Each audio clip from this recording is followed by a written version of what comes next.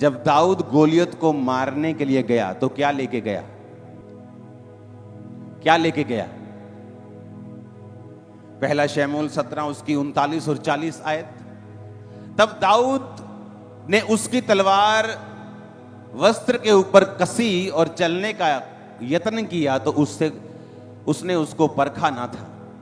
इसलिए दाऊद ने शाऊल से कहा, इन्हें पहने हुए मुझसे चला भी नहीं जाता, क्योंकि मैंने इन्हें परखा नहीं है। और दाऊद ने उन्हें उतार दिया।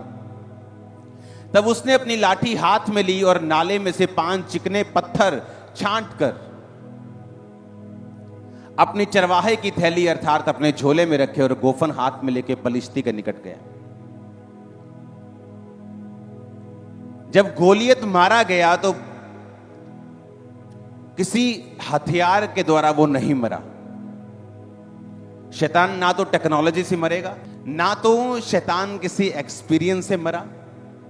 जीसस के वो शैतान बोला, ओए जे तू परमेश्वर का बेटा है तो पत्थर को बोल रोटियां बन जाए। और थोड़े दिन पहले आकाशवाणी हुई थी कि ये मेरा कौन है? प्रिय पुत्र है, मैं इससे। तो जीसस बोल सकते थे, थोड़े दिन पहले आकाशवाणी हुई थी कि मैं उसका बेटा हूं। तू मुझसे कैसे कह सकता है कि जे मैं उसका बेटा हूं अगर मैं उसका पुत्र हूं? तू सुना नहीं तूने? तो जीसस को मालूम था शैतान आपके एक्सपीरियंस से कभी हारता नहीं। आज जो लोग व्हीलचेयर से खड़े हुए हैं, इसका मतलब यह नहीं कि वो शैतान को हरा पाएंगे, क्योंकि आपका चमत्कार भी शैतान को हरा नहीं सकता। लेकिन चमत्कार क्यों होता है?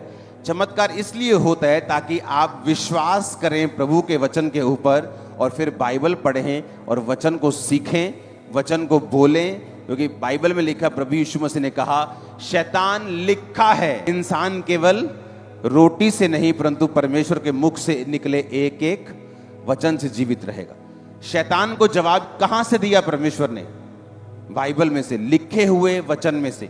मेरे कल आपकी हेल्प करता है, मुझे मिले हैं, मैंने रिसीव किए हैं, मुझे परमेश्वर ने मेरी लाइफ में बड़े काम किए हैं, उन्होंने मेरा विश्वास बढ़ाया है। मुझे मालूम है वचन सच्चा है, मुझे इसे पढ़ना है, मुझे खुदा के साथ समय व्यतीत करना है।